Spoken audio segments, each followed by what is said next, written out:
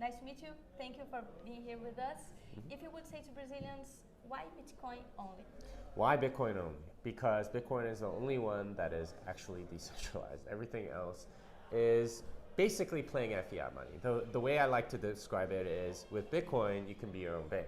You don't have all of the risks of putting your money in a bank, whether it's currency devaluation, which I know a lot of people in Brazil are very, very familiar with, or seizure by government, or any of these other risks that you have. You can be your own bank. That's great.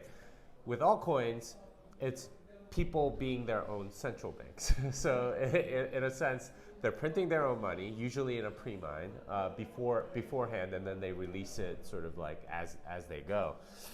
But they're all centralized, and you have the same exact risks as with fiat, except there's no government official that you can go complain to or anything like that. It's just they can run away.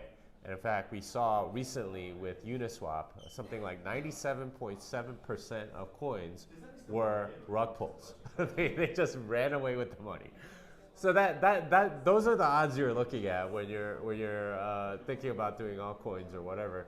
I guess if you have a couple of dollars that you want to play with for lottery purposes, whatever.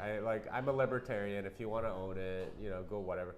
Just don't promote it, right? That's where you cross the line into fraud. When you're telling other people this is a good project or whatever, when it's not, that's when you're committing fraud. With Bitcoin, that's your store of value, that's your savings.